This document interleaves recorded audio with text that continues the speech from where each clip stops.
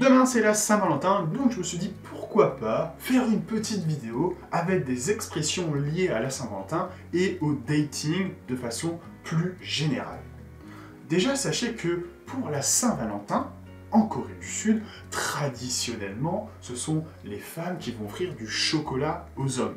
En France, c'est plutôt l'homme qui va offrir voilà, un petit resto ou un combo, tu vois, genre resto, cinéma, resto, théâtre, petite balade au bord du lac, ce petit genre de truc, tu vois.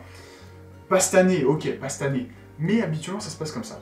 Après, on va pas se mentir qu'en Corée, si tu veux pas passer pour le dernier des rats et un gros rachot, t'offres aussi du chocolat à la demoiselle. Ou tu lui fais un petit cadeau aussi.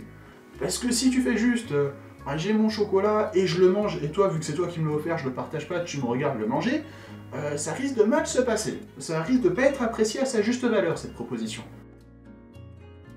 Du coup, à minima, propose au moins de partager le chocolat. Pour cela, tu peux dire Valentine chocolate 같이 먹을까? Est-ce que ça te dit qu'on mange ensemble ce chocolat de la Saint-Valentin?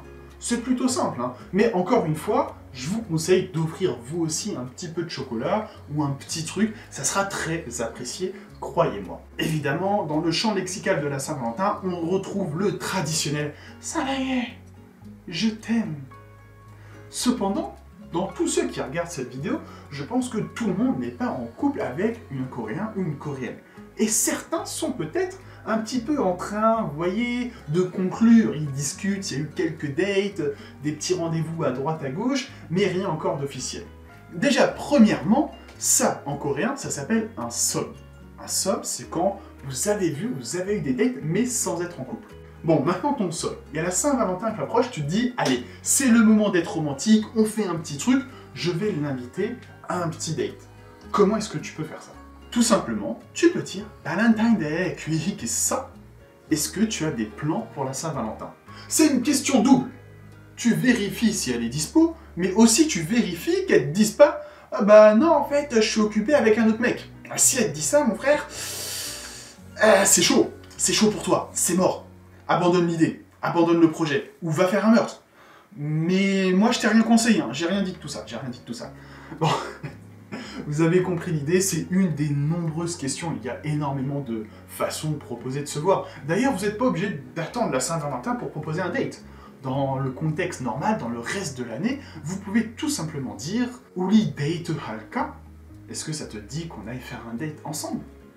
Ah, il n'y a pas le catchy, mais ça se comprend comme ça. D'ailleurs, vous avez pu remarquer, dans toutes les phrases que j'ai proposées jusqu'à maintenant et dans les prochaines, je ne mets pas la formule de politesse « yo ».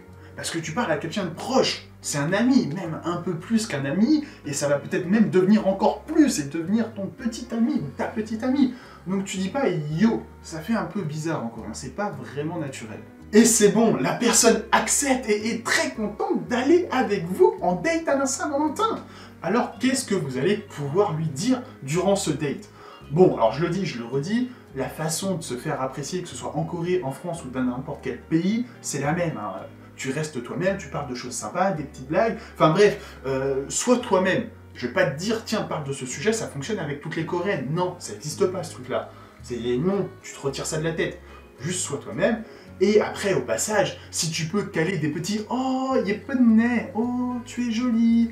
Oh, non, oh, très mignonne ». Ce genre de choses, ça passe bien en Corée et ça pourra t'aider. Et vient le moment fatidique. Depuis que tu as rencontré cette personne, l'élu de ton cœur, l'homme de tes rêves, ou la femme de tes rêves, tu souhaites lui dire « Mais comment faire ça en coréen ?» Eh bien, c'est simple, je vais t'expliquer tout ça. Na no 친구 있는 걸로 생각해. 누나 나랑 사귈래? Je pense à toi comme plus qu'une amie.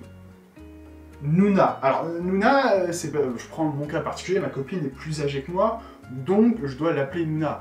Vous connaissez les règles, hein, si t'es une fille qui parle à un mec qui est plus vieux que toi, tu l'appelles Oppa. Tu peux aussi juste dire son prénom. Voilà, Nuna, tu le remplaces selon ta situation personnelle. Est-ce que on sort ensemble? Bim! Vous voyez, ça c'est une petite phrase romantique. Bim, allez, je pense à toi plus qu'une amie, est-ce que ça dit qu'on sorte ensemble? Il y a d'autres phrases dans le genre. Si vous en souhaitez d'autres, vous pouvez aussi dire 당신 내가 꿈꾸던 여자예요. Tu es la femme de mes rêves. Tu peux aussi remplacer par Namta Yeyo pour dire l'homme de mes rêves. Par contre, attention, si vous êtes en relation avec un Coréen ou une Coréenne, ces phrases, vous pouvez toujours les dire. Enfin, vous n'allez pas lui dire « Est-ce que tu veux qu'on sorte ensemble ?» C'est un peu bizarre. Mais cette histoire de « Oh, tu es l'homme de mes rêves » ou « Tu es la femme de mes rêves », oui, ça aura toujours son petit affaire, ça va forcément plaire.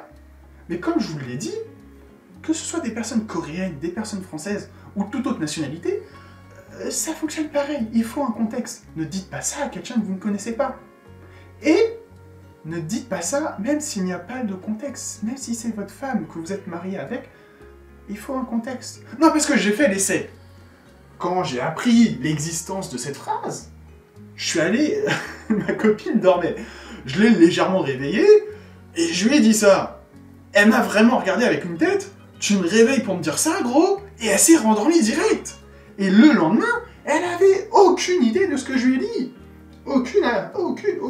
Alors bon, après, tu recrées le contexte, un petit peu de romantisme, et tu redis la phrase, et là, c'est un combo gagnant. Réfléchissez, ne faites pas n'importe quoi, allez pas réveiller quelqu'un pour sortir une phrase comme ça fonctionne pas. Quelque chose qui se dit beaucoup en coréen aussi. Comme vous le savez probablement, en Corée du Sud, on compte beaucoup de choses. Et d'ailleurs, même dans la relation, il y a les 100 jours, il me semble même qu'il y a les 300 jours, 1 an, et ainsi de suite. Et certains vont vous dire, à partir d'aujourd'hui, c'est notre premier jour. Onol poto ilya.